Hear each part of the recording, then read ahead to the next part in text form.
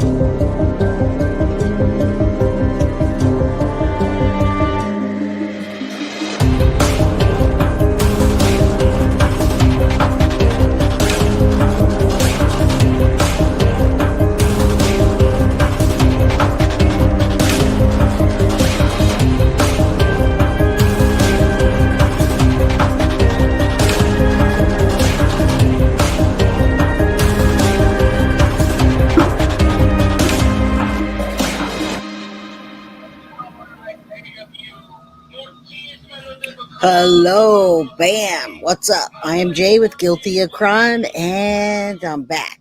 Look at our new little guy. I figured this looks a little more like Jen Soto than the potato, and it talks. So we got another little guy, thanks to Joe. Does this look like Jen Soto, the potato? So if any of you are triggered today, there's another trigger guy for you. We're going to quiet him down. He just said it's showtime. We're going to quiet him down because he wants to talk more than anybody else. What's up? All right. Happy Tuesday. Yeah, we love our trigger warning toys. This one does kind of look like Jen Soto too. Welcome everybody. Hit the like button on your way in. If you take off, hit the like button on your way out. What's up? Good to see you, Marilyn, Amber, Michelle, Crystal, everybody. Hello. All right. So today we're talking about Sebastian Rogers. Why do the parents keep lying? And I found a really good analytical breakdown of the case, and it's so thorough. I wanted to share it with you because I just can't stand. I needed to wrap it around my mind as well and say, I need to look at this analytically, and then I also have it broken down for you in Patreon.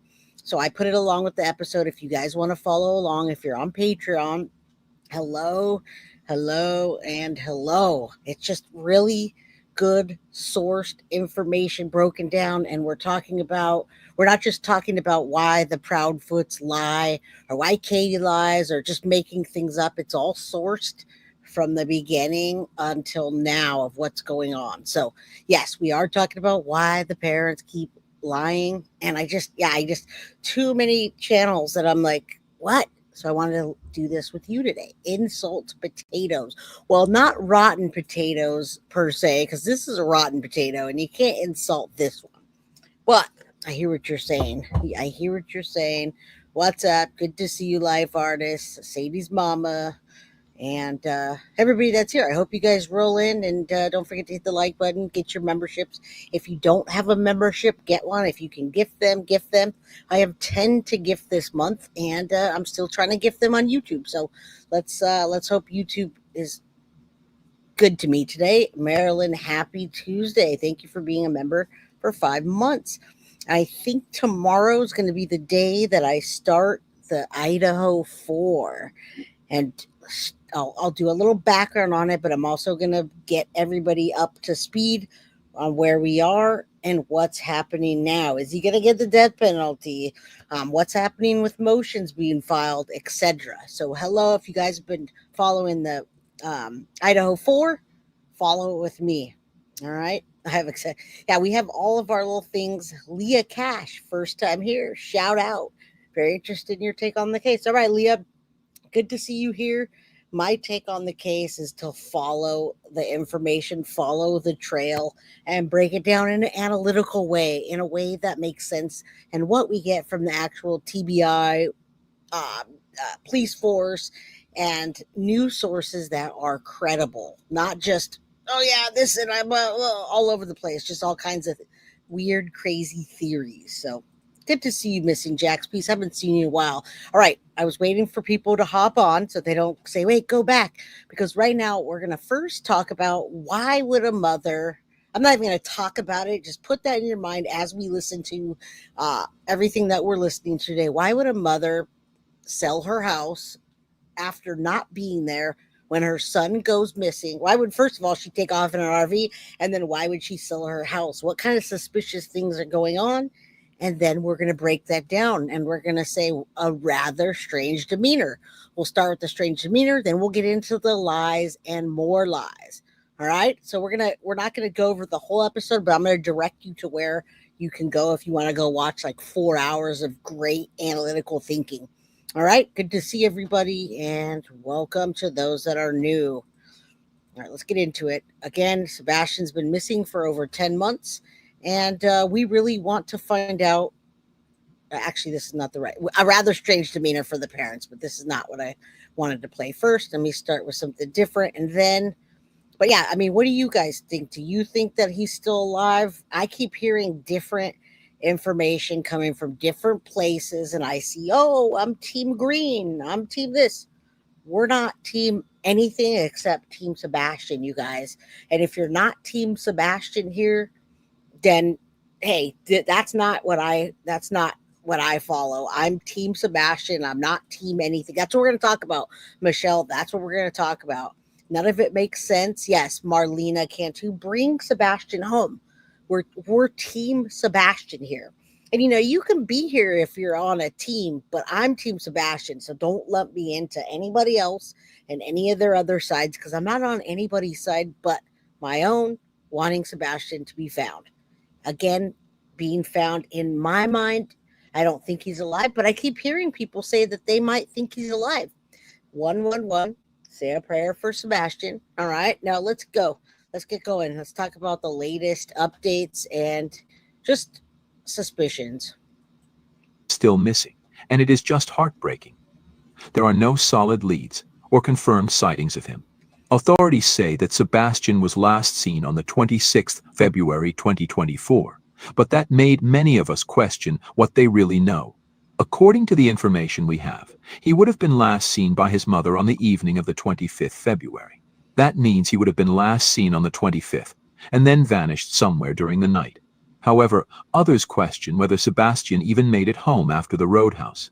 What proof do we have that he even made it home? Online sleuths talked about the Proudfoot residence, questioning whether luminol was used in the property and how thoroughly it was searched.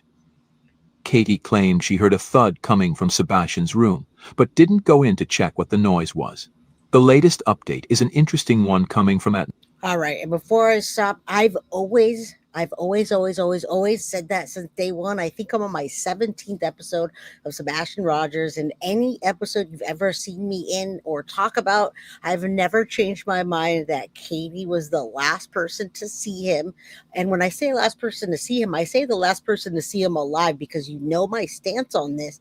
And in my opinion, that child is no longer alive. May he rest in peace if he is not alive. May he be brought home unharmed if he was taken somewhere like people think. Maybe the parents didn't want to take care of him. They sent him off to somewhere in the country to, out of state or in a different state or whatever to whip him in shape. Whatever that may be, I still say a prayer for him, but I also go by reason and logic.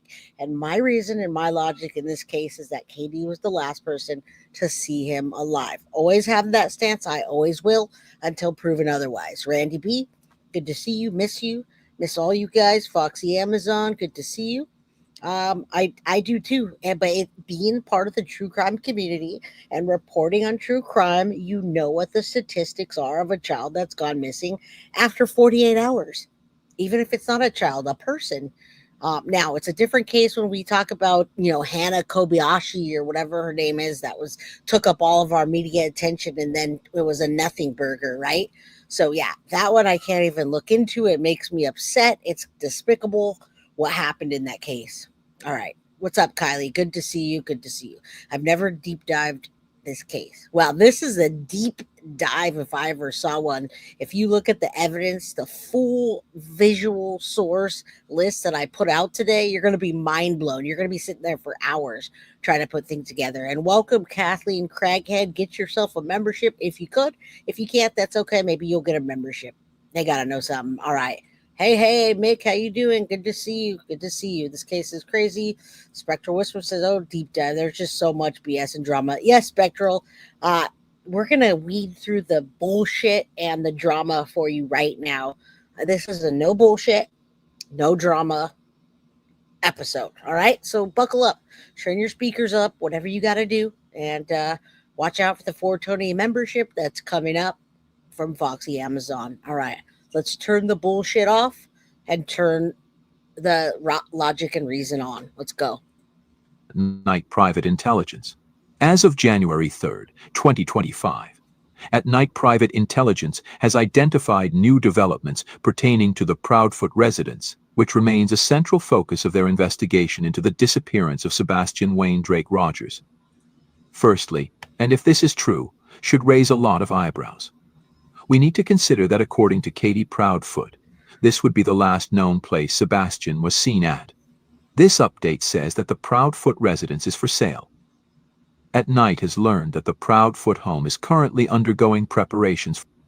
And I'll stop on that for a second because that was new to me. Now, when I say that's new to me, I know people are going to come on here and say, Jay, where have you been? I've been watching Dolly Vision, and he was streaming Sebastian for like 4 hours yesterday, and 5 hours the day before, and 7 hours the day before, and 10 hours. And no shade on Dolly Vision. Dolly Vision's great. He comes on and he says, hey, I'm a true crimer that likes to do gossip and, whatever. He comes out and says what he is. He does call-ins. He lets suspicions fly, but he says it how it is. Now, every other channel you go on has all these other weird things going on, but as of right now, I'm going to have to believe that the At Night Private, whether you feel about them or not, has identified new developments pertaining to the Proudfoot residence, which remains a central focus of our investigation, obviously, and into the disappearance of Sebastian Drake Rogers. All right. Now, so we're talking about the Proudfoot residence being for sale.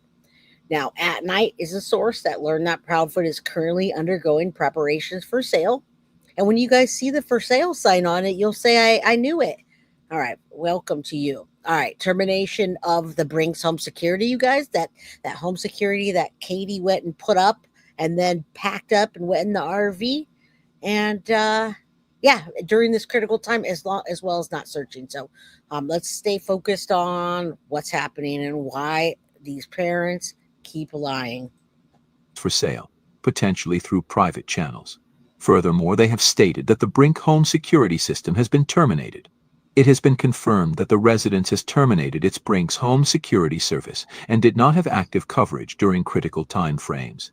I must say, if this update is accurate, then I have a ton of questions. Why would Katie sell this house, the last place her son was seen at? Surely she would want to hold on to everything, including leaving his room as is in the event he returns. I've seen other parents of missing children leave their rooms untouched for years on end, hoping that the child would return. This just doesn't make sense to me. If the house is sold, where will the Proudfoots move to? Maybe Chris Proudfoot's camper at his job site, perhaps. Okay. All right. So if that doesn't say something to you, what does? And thank you so very much, Other Mona. I also want to thank you guys yesterday for those of you that listened to the episode with me about the Zulocks. First of all, thank you, Other Mona, for the $5 super sticker. You guys ride on the train. Choo choo. And if you haven't taken your pills today, this is what I say.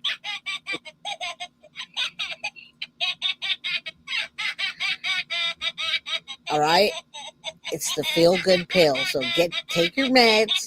It's 414. Buckle up, NG. And I know there's wind and fires in California, and I'm not near it. Prayers for those that are. And welcome, Leanne. Good to see you. All right, everybody. Yeah, it's funny. I wanted to just bring a little bit of laughter to you guys. Right, I would never do that. Okay, yeah, I've seen I've seen many news articles lately. I should say news article. I should say I've seen lots of videos on different various stations that I subscribe to where a child's gone missing and you can't drag the mother away from that microphone. You can't get her out of there. She's crying. You can barely get her to talk. She's just like, bring my whatever, Mary Lou home. I just made that name up so nobody thinks I'm talking about somebody particularly. All right. So bring my Mary Lou home, please. Bring her home. Right? That's what they should look like. Not like, let me pack up my RV. Did you get everything? Oh, on the way out, we should grab a Harley while we're at it. Because when we're traveling, we're gonna need a Harley to get to the Walmart, from Walmart back to the RV. All right. So a rather strange demeanor. Now, I am going to say, I dropped a link. This is awesome. It's called a strange lore, I believe. I dropped it in chat.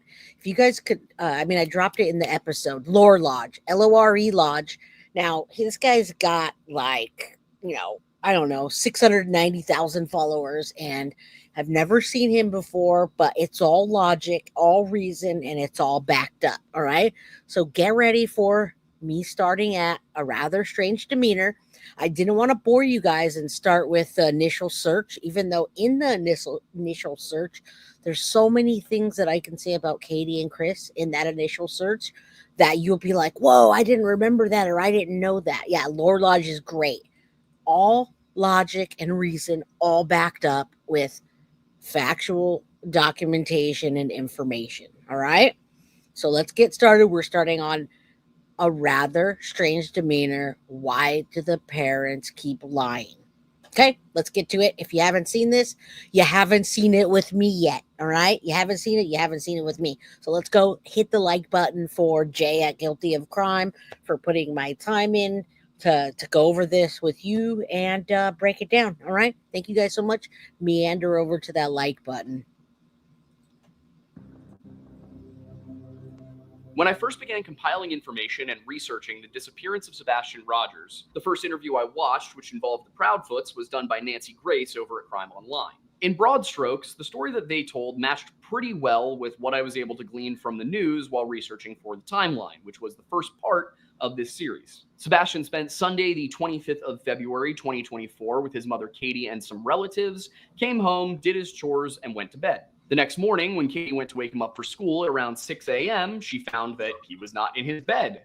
And then she found that he also wasn't anywhere else in the house, at which point she called her husband, Chris, who was working a construction gig in Memphis. The first search was organized that day, but that effort and those which followed failed to find any meaningful trace of Sebastian or to indicate where he may have gone. But after finishing the interview, even though it matched up with what I had been seeing, I just got the sense that something was off. Though at the time, I basically just chalked it up to their demeanor and the exhaustion that likely was influencing it. As I began to compare the Nancy Grace interview from... All right, now we're going to compare the Nancy Grace interview. And before we move forward, nope, not today. While there was a vigil going on for Sebastian, the Proudfoots were at the Harley dealership, and Katie Proudfoot was pictured sitting on a Harley. Now, I don't know if they bought a Harley. I have no idea if they bought a Harley or not, but they were looking at Harleys while everyone was at the vigil crying and talking about Sebastian. Now, typically, if you're driving an RV, if you look at that video right there with Nancy Grace and the Proudfoots, they're in an RV. At this point, Katie's already gone into the RV. She's packed herself up and gone with Chris. She's closed the house up and she's got cameras. Okay. She's got the cameras up. And you know what the cameras were for? They were so people like us, I'm not us, but I'm not Bullhorn Betty. So people like Bullhorn Betty doesn't go and, go check the house and do nefarious things. All right. Good to see you. All I need is Jesus Coffee and true crime. Absolutely. All right. Let's do this then. I'm glad All I Need is Jesus Coffee and True Crime that you're here.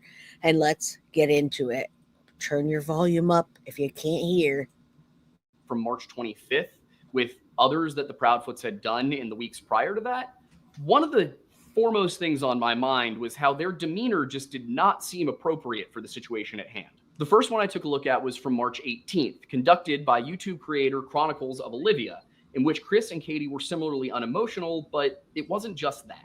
When Katie would speak, she would typically look straight ahead, around, sometimes behind the camera at Olivia, but almost never at her husband. And throughout the entire interview, she just seems kind of emotionless. Chris, on the other hand, would speak looking directly into the camera while almost never looking at Olivia or even his own wife.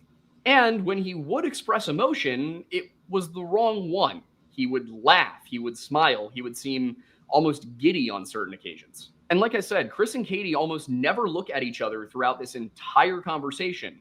But when they do, it's just on a few occasions when someone's answering a question. And it's weird because they answer a lot of questions without looking at each other. It's just these 3 specific times. Like in one case, while answering a question about the events of Sunday the 25th before Sebastian disappeared, she paused, looked at Chris, and then says, we went and picked up our niece. Yeah, I got a call and asked if I could go and pick her up, and I did. And so we went and did that. Unfortunately, there wasn't much that I could compare the physical aspects of this interview to, because even when they had the ability to use video when calling into a show, they chose not to in most interviews. That said, there were still other videos of them.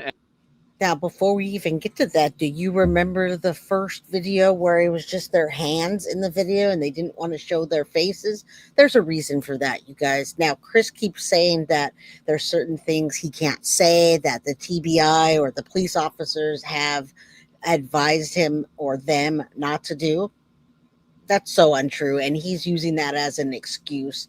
They've never advised a parent not to look for their child. Now, maybe if they're under suspicion and they get a lawyer that will say, hey, you're protected behind a lawyer, don't say or do this because the officers are looking at you. But when officers are working with you, as they say, which I don't truly believe, I think Chris thinks that he's working with them when in fact they're looking at them. All right. What's up, May Perrine? How you doing? Good to see you. Good to see everyone. I'm glad you guys, blah, blah, blah. You're right.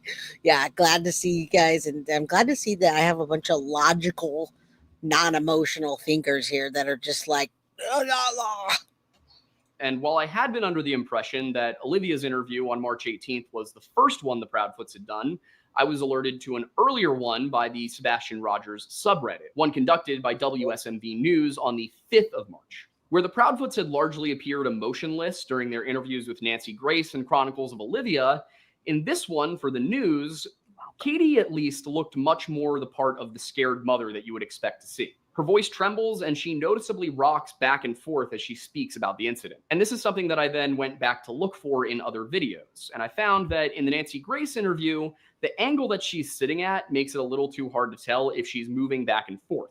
But in terms of overall movement, Katie remains extremely still in that interview, like very still. In the Chronicles of Olivia one, however, I did catch a gentle yet perceptible rocking motion on a few occasions. But that WSMV News video is very heavily edited, and the Proudfoots are really only shown on screen for a little over a minute. So you can't get much from it. Now, I'm not a behavioral expert, and the most I can say is that I've gone and watched behavioral experts talk about these interviews, but I have not gone through enough analysis yet, so I'll get to those in the part 3 of this series.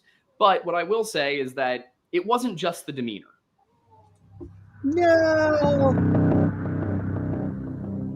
All right. Now, before we get into the inconsistencies in the narrative, don't forget to get your membership. If you have the means to gift a membership, or get yourself a membership, whatever. This channel is fan funded. So if you're new to this channel, if you don't have the means, then don't do it. Obviously, I want to let you know that yesterday's video, if you were here and you saw the video that we talked about the Zoologs, it was absolutely a success.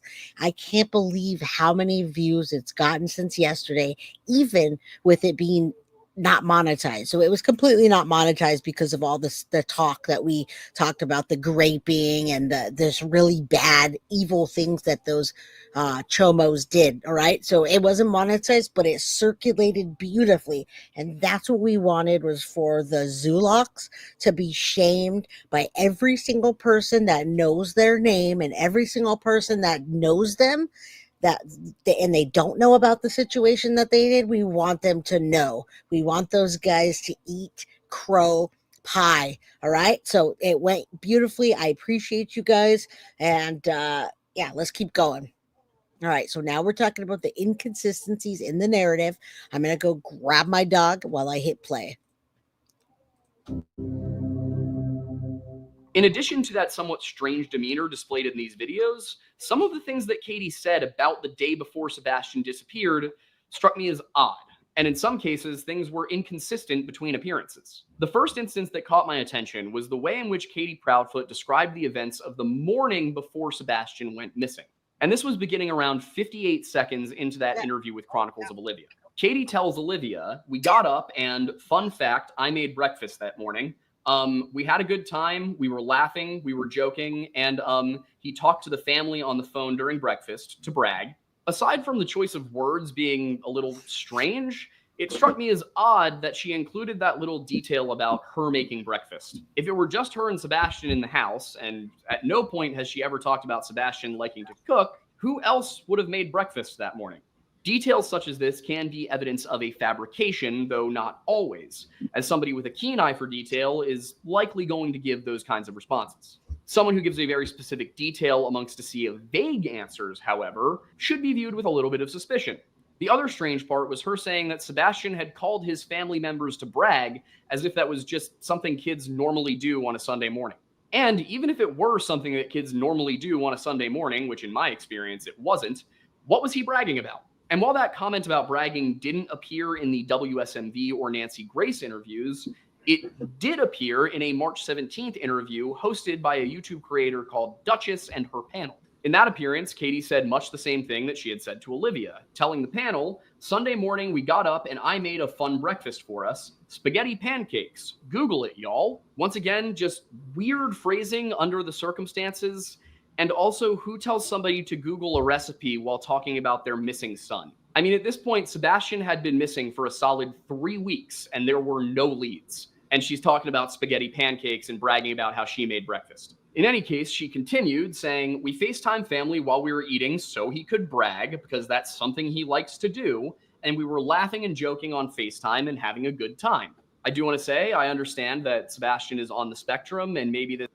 All right, and we all know that he's on the spectrum. I mean, the parents have made that very, very clear.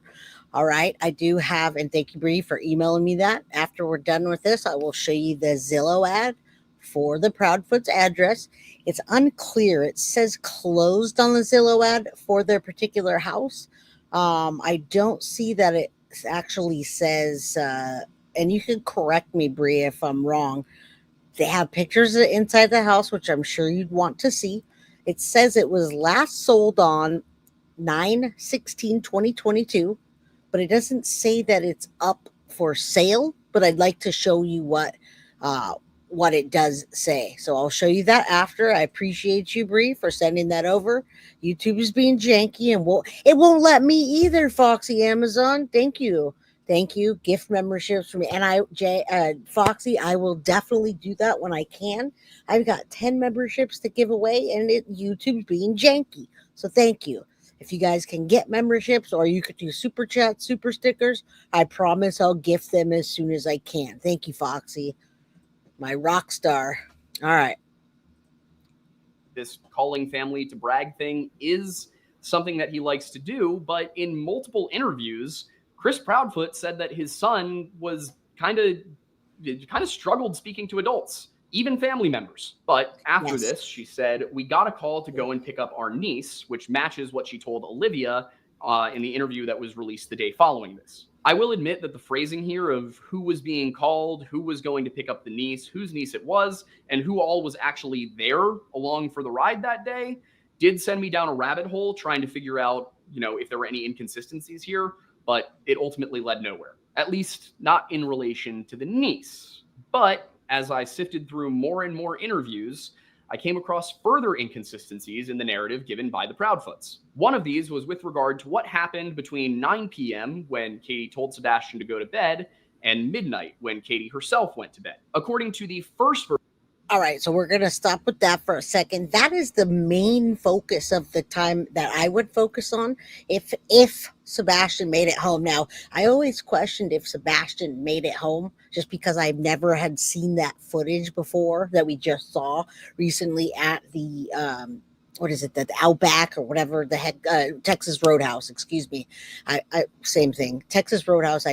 Until I saw him getting into the car and then walking out. Now, it doesn't mean that he got into that car. It doesn't mean that they made it home because we don't see any cameras and nobody ever says they saw him after. Katie's only word is the one to say is 10 o'clock next morning, game over, done. I don't know, end of story, no shoes, just like that, just piece after piece after piece. No emotion, very scripted between the two, lacking something that just doesn't make sense when you're listening to a mother that child is missing and you want them back. All right, so let's keep going into this, but yeah, I still don't know that he necessarily made it home. Something could have happened on the drive. It could have got out of control, whatever, but I don't think that, because I think he did make it home and something happened that night after that thud, and hopefully we hone on that right here. Soulless Kendall's in a pit with Creepy Steve. Hello, Kylie. Thank you so much for the 199 super chat. All right. Wasn't there a video of him taking out trash? They did not say that it was him taking out the trash. That's the part that people will sit there for hours and go over and over. Now, there's 222 people in chat, so say a prayer for Sebastian. That was not verified, but that is a huge, what I'm going to call rumor, and a huge thing that a creator that loves to sit there for hours analyzing one thing instead of spitting a bunch of facts that they would talk about. All right. No roadside cameras. How can that be? Sounds like BS. All right, let's keep going. Hello, everybody. Welcome. Your super thanks. Super park, anyone. Hasn't even been a year. They packed up Clark. They packed up immediately. Now, I'm going to show you the house after, but it was in that Nancy Grace video. She was already out of the house. All right. Microwave cheese, my girl. We're still waiting to hashtag arrest Jen Soto.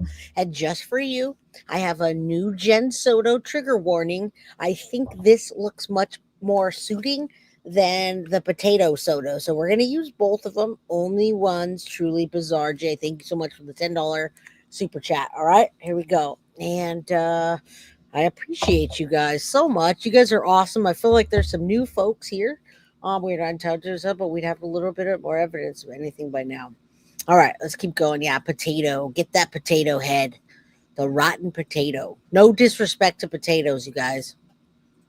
Version of the story given by Katie in the interviews from March 3rd, 5th, and 17th. She sent Sebastian to bed at 9 p.m., and that was the end of it. Other interviews, however, add a detail. In the interview on the 18th, Katie said he was doing something in his room because about an hour later, I heard some noise and I was like, I don't care what you're doing in there, but go to sleep. It's not proof of anything that this only appears on the 18th, but I do wonder why she would not include that detail in previous conversations. And that Chronicles of Olivia interview is much shorter and much less in-depth than either of the ones with Duchess. So I'm curious why it is that she gave 3 interviews, not mentioning any hearing a sound at, 10 p.m. That is very interesting. It's very interesting. She doesn't talk about the call because there was no 911 call. It got translated to Chris. Now, Kalista, if you go back and take a look at this is a 3-hour video here. I skipped the initials on this. I skipped the initial search, which is like about 20 minutes or 30 minutes here because I've already covered this in the first 16 episodes. So I didn't do that part, but they have pulled phones. They've pulled they've pulled everything, footage. They've gone to neighbors. They've done their due diligence. Okay. And that little guy either didn't make it home, Sebastian, or he didn't make it out of that house alive. I in my heart of hearts, this is my opinion, he did not either make it home or he didn't make it out of that house after that 10 o'clock. Thank you, Desiree Colette, for the $2 love of this channel. Love to Jay and chat. I appreciate you guys. I try to keep y'all on your toes, and I try to bring the creators that make the most sense because we know I don't I go live and I might do everything else, but I don't sit there and edit. I'm not an edit master, right? So thank you so much. And Auntie Ree, good to see you. I'm literally on the street with my camera door. I'm unheard of to not have cameras. Well, you know what's even further, Auntie Ree? It's unheard of to not have cameras when you're working at Brink Security. Think about that. Think about that. All right. All right. Let's keep going. And then suddenly she remembers it. And in another interview on the 20th, this time with the YouTube creator Smiley Stories. No volume. What happened?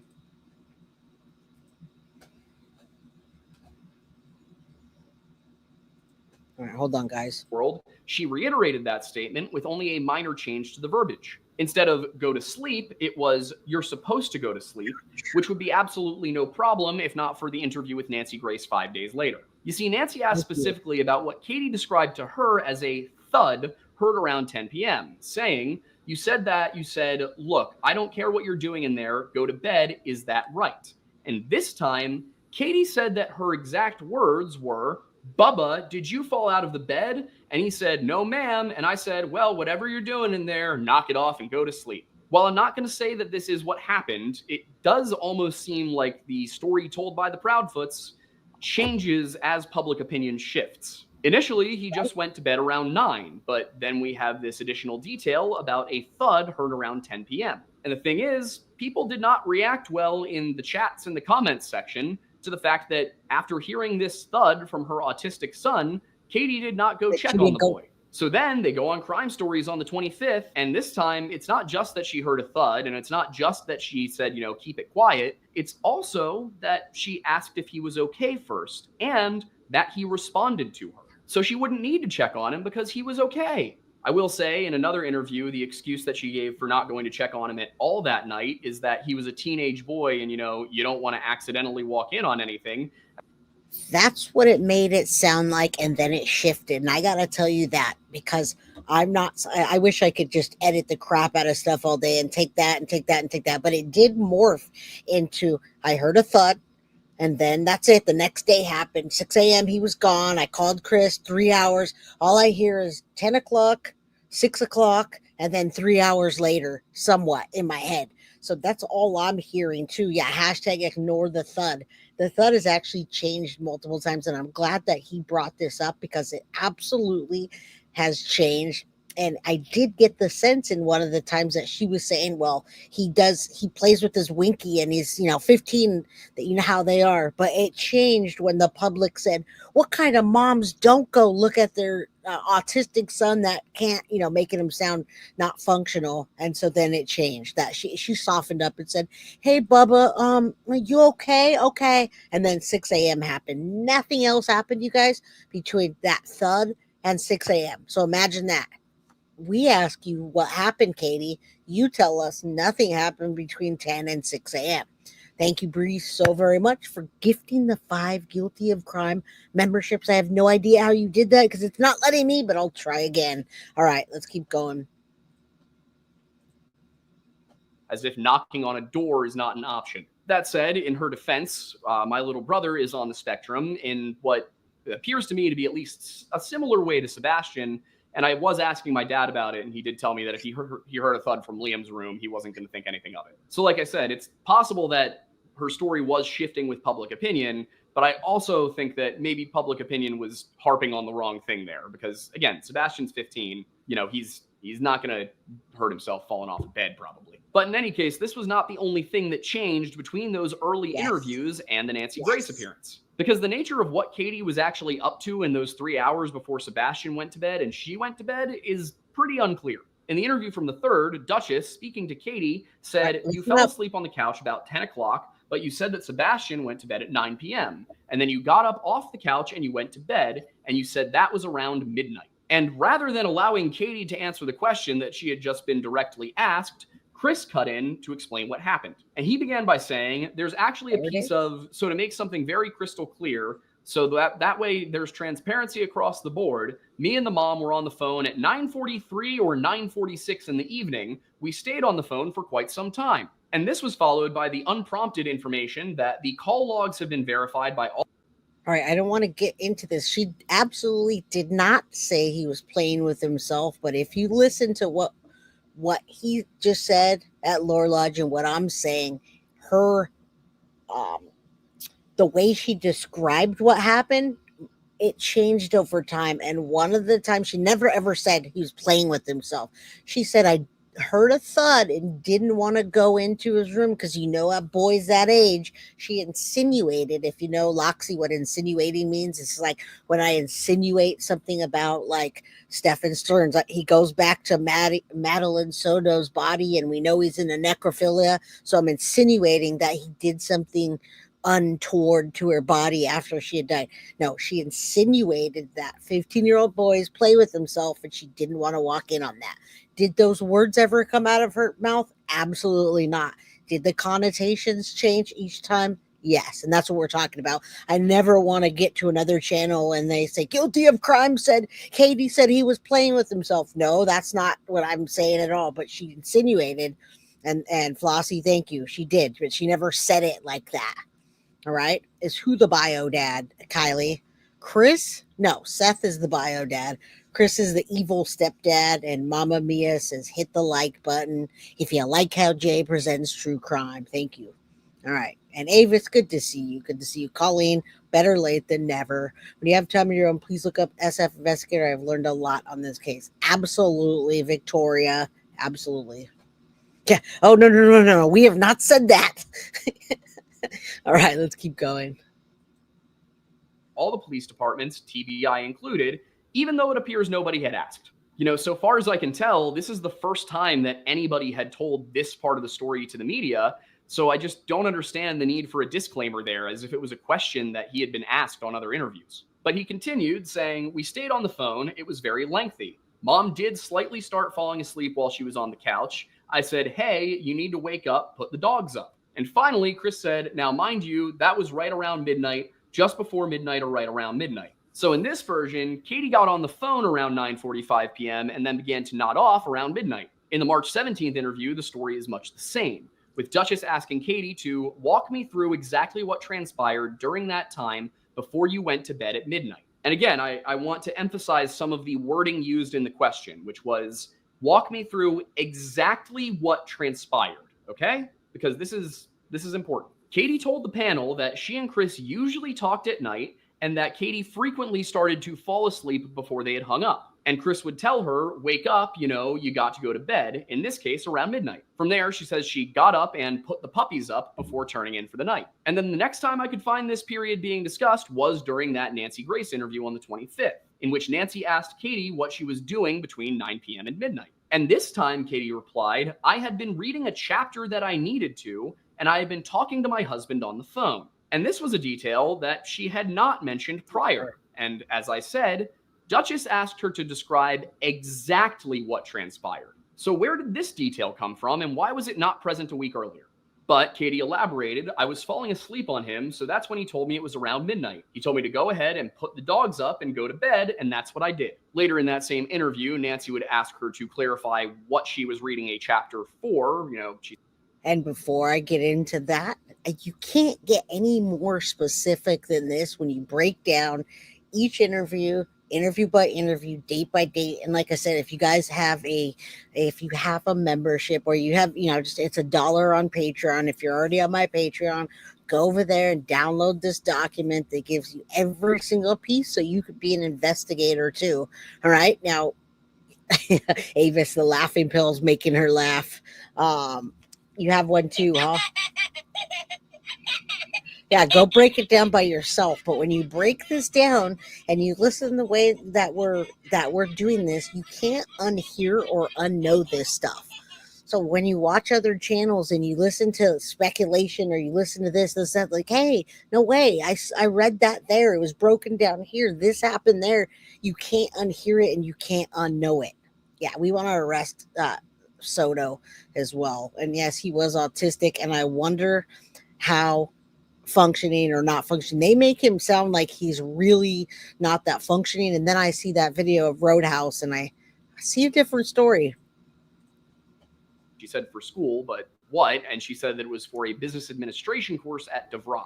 And along with the evolving details of that night, another thing that caught my eye was that phrasing of put the dogs up. It's weird because in that interview with Duchess and her panel from the 17th, Katie had told the panel that when Sebastian gets up to get snacks in the middle of the night, the dogs don't bark at him because he shushes them. So what is meant by put the dogs up? In order for him to shush them, he would have to walk past them.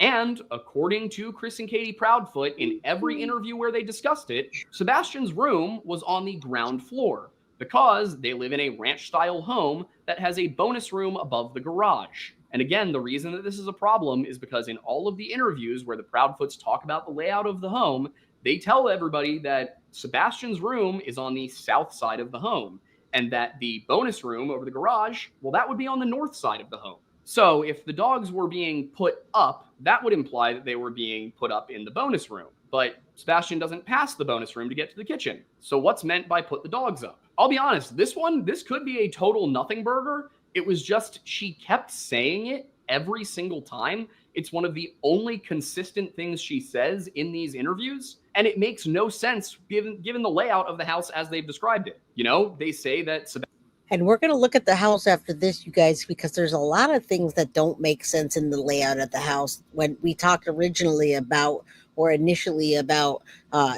Sebastian being in his room and being able to go through the kitchen and see his room, but Katie didn't see him, but he was getting something to eat, whatever, and she would have passed by. So none of it makes sense. And it is actually a pretty freaking big house. I think this is the first time I've ever seen the inside of it. I've never looked up on Zillow before. So I'm like, wow, you could be from one end of the house to the other and not even hear a thud. So I wonder what that thud was. No pausing on my end. And I've been having lots of trouble with my internet and my StreamYard, and I have no kind of pausing. So hopefully you can hit the refresh button and you'll be good. She does explain that the dogs have their own pen where they were contained. This dude doesn't do. He actually, he does a lot of research. I want you to take a look at his sources. If you take a look at his sources, there's this huge document of research. He's like outrageously researched this case. So maybe that one particular thing may not match up, but there's a lot that he does. So I'll have to say Lord Lodge did do his research. Sebastian has to walk past the dogs to get to the kitchen, but they also say put the dogs up. I know I'm repeating myself here. It's weird. Of course, none of this is really a smoking gun, but it is, in my opinion, enough to question the reliability of the stories being told, especially if other factors of the situation are considered, such as the manner in which Chris conducted himself during interviews.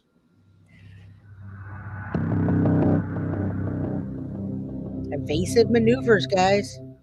Throughout the appearances made by the Proudfoots, one thing I noticed is that Chris very much seemed to be in control of the narrative they presented, and he was the one fielding most of the questions. But then upon closer inspection, I noticed that he also frequently avoided answering questions. You know, he would say something that would sound almost like an answer, but it would avoid the substance of what he was being asked. Now, Katie, it seems, did this too, but there was really only one instance that stuck out to me, and that was from the March 17th interview.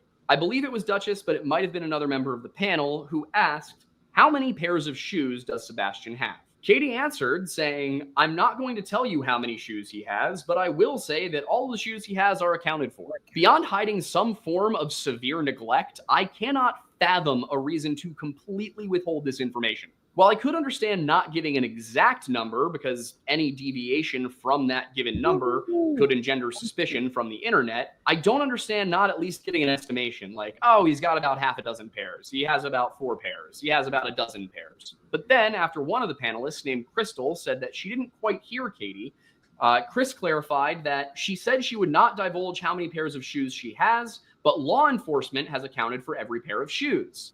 Now, why would you say that, you guys? Thank you so much, Foxy Amazon, for the One Guilty of Crime membership. I see that you're able to do it now. Why would she not want to divulge? And why would her or Chris refer to, well, I want to say something about this, but TBI has directed me not to. I mean, as far as I know, they're not suspects in this at all. I think they're the biggest suspects our biggest suspicion is from us on the internet. All right. So I don't even know how or why they would say there are certain things they can't say. And what's really weird is that where would he have gone? She says she keeps referring to Sebastian walking out the door or leaving the front door. How does she know he left the front door? And would he leave the front door in that area that time of night or in the morning with no shoes? Something's got to give on those shoes, you guys. There has to be a meaning behind those. And if he left with no shoes, where did he go? What did they do with him? It just doesn't make any sense. That makes zero sense. And when it doesn't make sense, something's fishy. And Katie then, without prompting or missing a beat, followed that up with what to me sounds like a correction when she said, I have accounted for all of his shoes. Now, personally, I feel like the panel probably should have followed up on that, but they didn't. And Katie once again claimed that all of his shoes are still accounted for inside the house still during their appearance with Nancy Grace. Now, during that interview, as well as several others, Chris avoided, refused, or simply failed to answer numerous questions, and in some cases for reasons that I just find utterly bizarre. The first one I want to address came when Nancy was asking about the make, model, and year of the cars driven by the couple, and Katie answered that she drove a 2017 Infiniti SUV. Chris, on the other hand, simply said that he drove a diesel truck, specifically a Chevy, and did not give a year. So Nancy followed up and said, well, what was the year? And Chris said he didn't know off the top of his head, but he thought it was probably a 2021 model. Now, this wouldn't always strike me as odd, but in this case, Chris had given several extremely specific answers earlier in this very interview, as well as in an early interview from March 3rd, again with Duchess. Now, recall, in that March 3rd interview with Duchess, he was able to tell her 2 very specific times that he may have gotten onto the phone with his wife, 9:43 and 9:46 p.m. There it is, the 9:43 and the 9:46, you guys. And you got to remember, when somebody's oddly specific about something, there's a problem with, there's something behind, a problem behind their story. Okay. And then the truck, him not knowing, Spectral Whispers, him not knowing the year in the car that they drive, that could be something that he wouldn't want to divulge because he doesn't want the public to say, I saw that truck. A lot of people are good with those things. I know what a model, I know Mustangs like in the back of my hand. I can tell you what year it was, what it looks like, how hatchback, not hatchback. There are certain cars that I just know, and truck people know trucks. So if they were to say, you know what, it was weird, I saw him in town at 10:15, and it was a 2021 white Ford F-150 or whatever his stinking truck is. So there's a reason to not want to divulge what kind of truck at the time, so that people don't say they saw it. That's a only reason I could think of that you wouldn't know. This doesn't make sense. Yeah. And, most people under those circumstances would say around 9:45.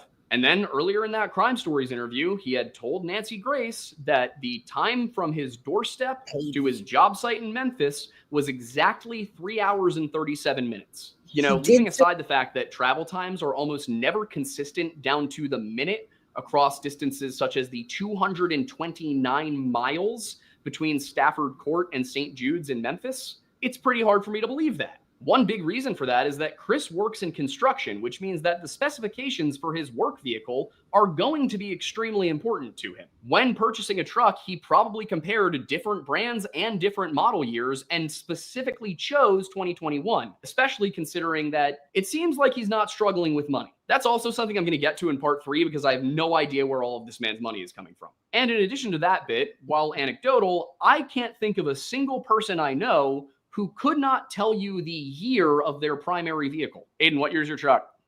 1989. What year's your Camaro? 2010. Amanda, what year is my Altima? 2020. What year is my Jeep? 2014. I think I make my point. I think Chris knows what year his car was made. In the interview, Nancy didn't say anything that would suggest she caught this and kind of had the same thought, but the look on her face definitely suggested that. So she carried on to confirm where the cars were that night, and then something else weird happened. Katie confirmed that her car had been in the garage, while Chris said that his was in Memphis. But then Nancy asked, so there's only one car at the home, right? And Chris replied, there was actually a work vehicle in the driveway at the time as well, but it hasn't moved. We can't give out that information because we don't have permission from her work. And Nancy simply said, I don't understand that. What? And personally, after 2 weeks of doing nothing, I mean literally nothing but research this case, I feel that on a spiritual level. But Chris kind of Exactly. I should rewind that and have it on a loop. Excuse me, what? Like, what does that even mean, you guys? Does it really, I mean, those are the things that we just can't understand when they can't say it. Oh, TBI says don't answer, or her work. Why would her work care about what she divulges about the model and make of their vehicle? What difference does that make? And you know, Nancy Grace might be crazy and outspoken and loud, but you know what? She's a go get 'em, like, let's get cut through the bullshit kind of lady. And that's what we're getting here from both of them. And I've always said if we can get Katie alone without Chris, we're going to get much more information. Now, Chris is always without Katie. I think Katie is the one that messes up his story. And I think the story is Katie holds the key, Chris is the keeper of secrets, period, and he wants to narrate the story. But these things just don't make sense like that. And it doesn't make sense. I wonder if you asked Katie this loaded question. Listen, Katie, you worked for Brinks. You were totally into security. You lived out in Timbuktu, Tennessee, and you didn't have cameras anywhere outside or inside the house, no doorbell, but you worked for Brinks and this nice, beautiful house. What? All right, let's keep going. What's up, LJ? Good to see you, my Gumby friend. responded about the make and model of the vehicle, like, saying, I can't tell you the make and model. You asked about the make and model of the vehicle. I'm telling you, I can't tell you. And Nancy, seeming a little incredulous, asked, yes, why is that? If it's out in the driveway where people can see it, why is that privileged information? Now, Nancy didn't ask the name of the company. She didn't even ask what the company did. She just asked the make, model, and year of a car that was sitting in the Proudfoot's driveway in their possession.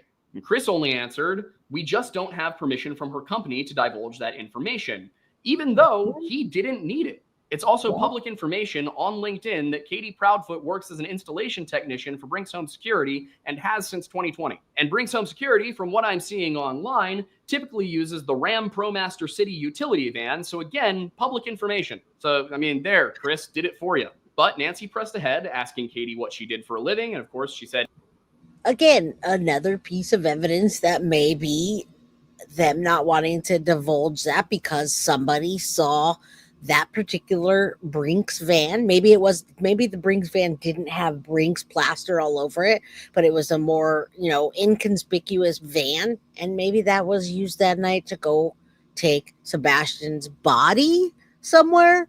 Or you could easily put a body in there or put whatever she did, whatever happened, whatever may have happened. Again, we're speculating in that van. But why wouldn't you want people to know the truck or the van? It just doesn't make sense. And there's a difference between can't and don't want to.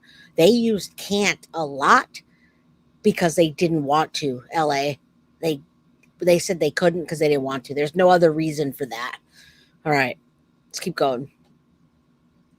Installation technician, did not say Brinks. And she also asked if anyone could have pulled into the driveway with that car there. And Katie said that it was at the back of the driveway, that the SUV was in the garage, and that yes, if somebody wanted to pull into the driveway, they could have done so. And she also confirmed upon further questioning that the only ways to get into the garage were either with a remote or a code, and that Sebastian had access to the latter. When it came to a number of other questions, Chris was equally opaque. For example, Duchess asked about Sebastian's medications during that March 17th interview, because Sebastian was diagnosed with 6q27 chromosomal deletion syndrome, as well as, I believe I read somewhere, ADHD. Chris replied that he would not be disclosing any of the medications that Sebastian was prescribed, which I could understand that to some extent in certain cases. But the bizarre part is that he said it was for HIPAA reasons. HIPAA does not prevent parents from disclosing medication that their minor children take to journalists, and especially not in cases where that could be relevant information. And yeah, what medication Sebastian was taking may not be relevant to his disappearance. But why not just say that instead of lying and saying it's for HIPAA reasons? And remember, you guys, if you had a missing child, you would absolutely, if your child was missing and you really thought that they walked out of the door with no shoes sometime after 10 o'clock at night, but they really need their medication. Now, we don't know what medication Sebastian took because they didn't disclose it. Wouldn't you want people to know? Wouldn't you want if there was a kidnapper, or let's say it was a group of gamers? Now, I'm going to tell you right now, the TBI has already looked into Sebastian's system, into his gaming system. Now we know gaming systems have built-in Wi-Fi now, so you can communicate with other children, other non-children, whatever it is. They looked into that. So I don't know, they haven't came back and told us anything, but if your child's missing and went out of the door at 10 o'clock at night with no shoes, you would want to plead to somebody to bring him back because he needs his medication. And here's the medication that he needs, you guys, because it's so very important he gets it, or he's going to be in a rage, or he's going to cry, or he's going to get sick. Most people get sick when they don't take their pills that they're supposed to, that they've been taking.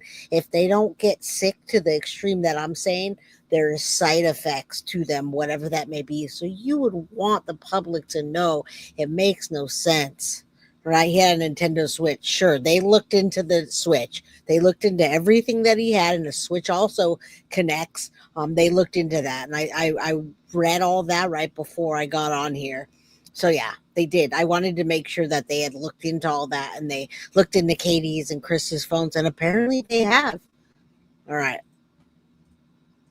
On top of that, I feel that having that information out in the open could be useful in the event that Sebastian, who, again, 15, intelligent, he's just on the spectrum, he knows what medications he's on. What if he goes to seek them out? If he did run away and he knows he's supposed to be getting medication, what if he goes to a clinic and tries to get it? If every clinic in a 100-mile radius knows what medications this boy is on, they might know to flag anybody who comes in who matches his description looking for those medications. The fact that Sebastian was on the spectrum makes me think that he would probably really care about his daily routine, and taking his meds would be a part of that. So if he chose to leave on his own, I do think that he would try to get access to the medicine he knew he was supposed to be taking. And in addition to that, I also think that had he left of his own volition, he probably would have thought to take his medicine with him. So to that end, I am curious if the police checked up on that. Did they go and see, were his daily medications still there? And it would also be good to know, is Sebastian able to get to his medication without assistance? Is this in a locked cabinet,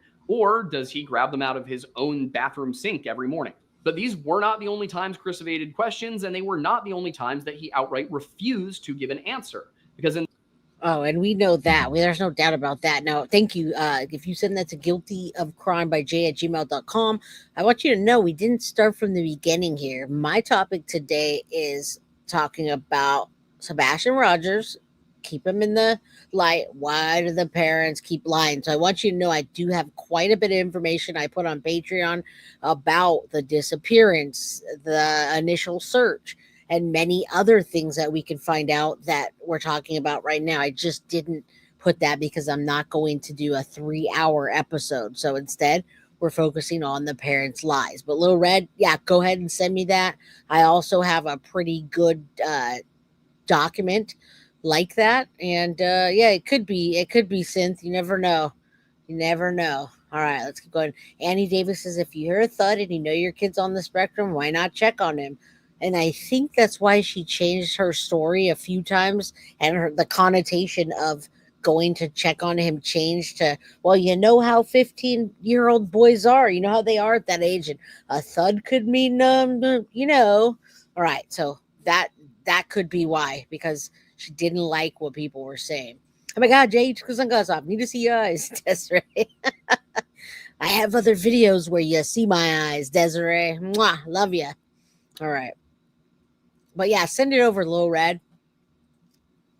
In the same interview, he was very cagey about how long he and Katie had known one another. One of the panelists I mentioned earlier, a YouTube creator who goes by the name of Cold Case Crystal, pressed the Proudfoots on that question during the March 17th interview, and this was because Duchess had skipped the question earlier on.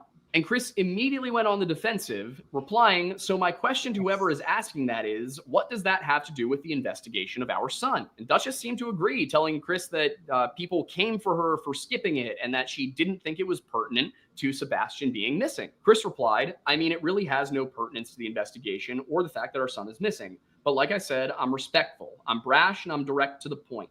To answer that person's question, I've been in Sebastian's life for half his life." And before I go into why this might in fact be a pertinent detail, I do want to note that Chris uses that exact same combination of words several times when answering questions. You know, that brash, respectful, direct, and to the point.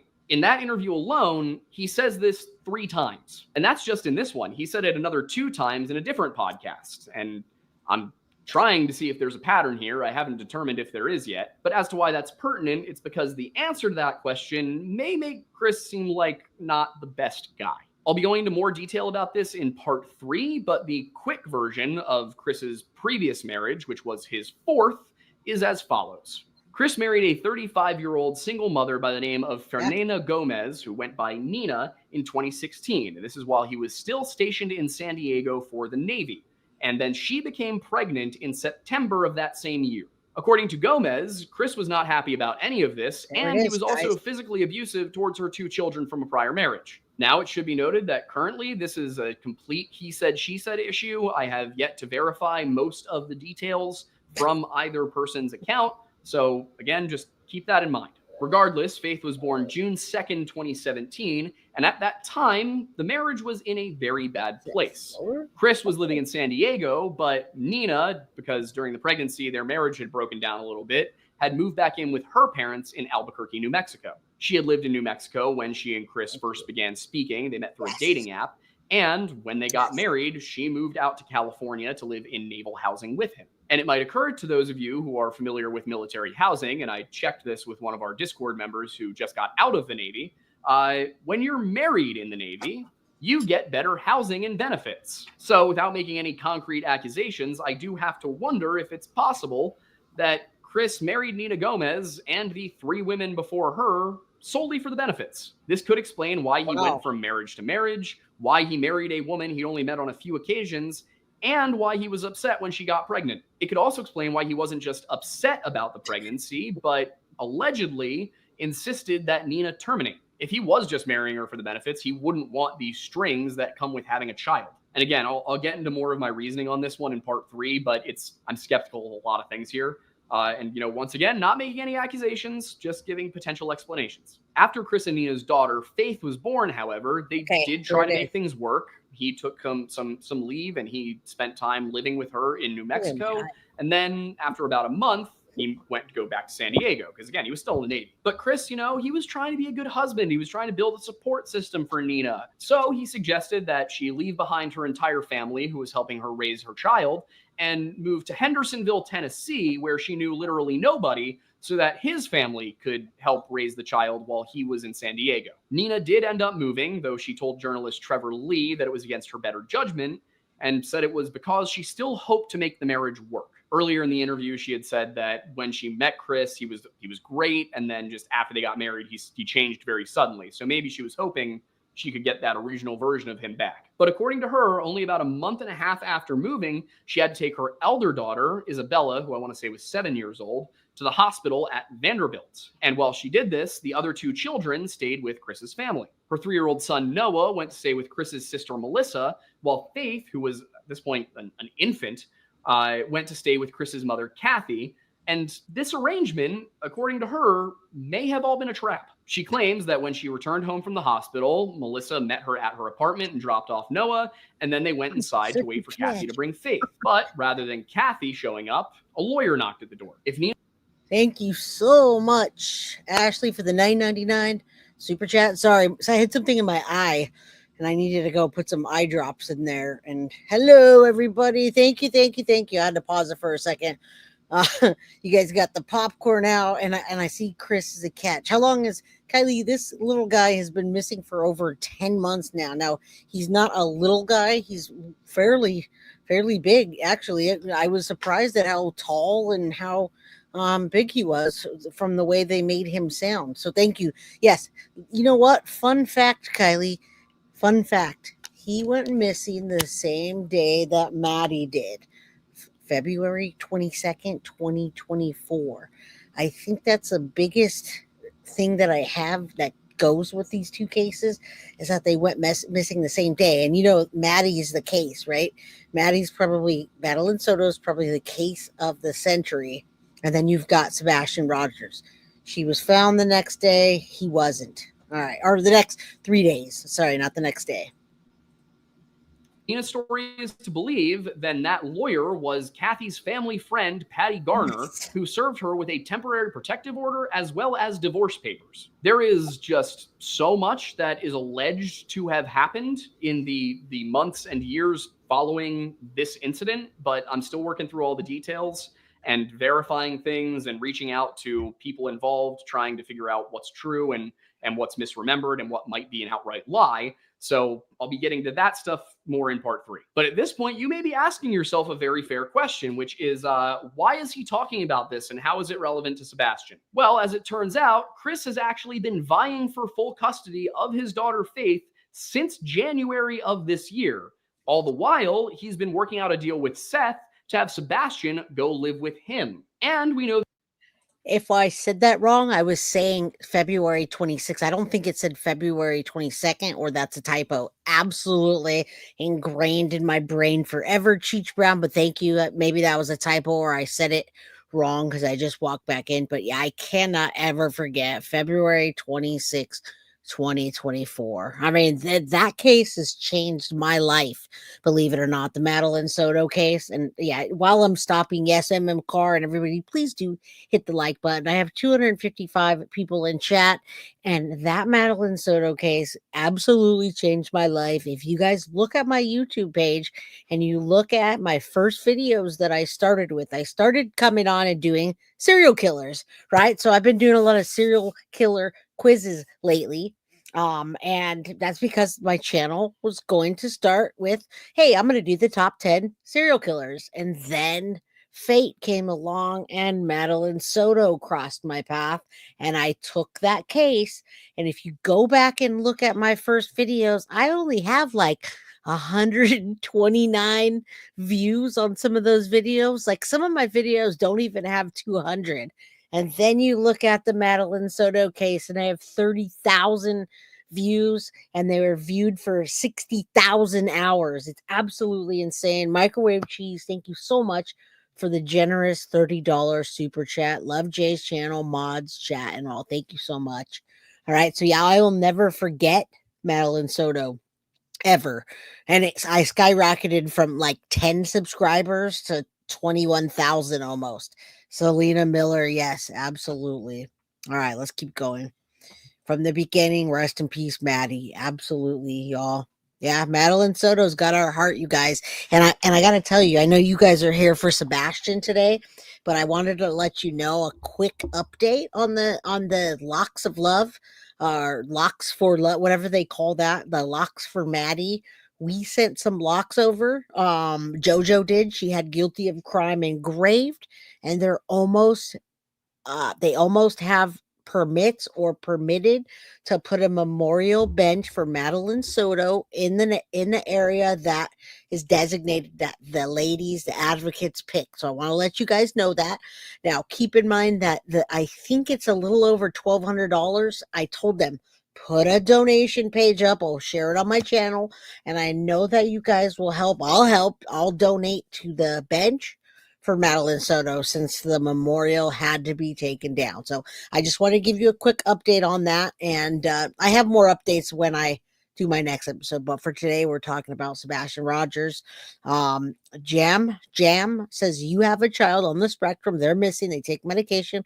Why would you not be pleading for someone to return him if you think someone has him? They have not done that once. That's what we're saying.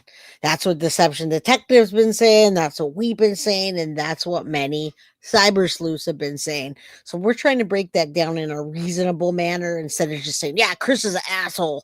His wife said that he was a jerk and whatever. Yes, it is a big milestone. Congratulations on the bench. It's a huge milestone in the Madeline Soto case. And Marlena can too.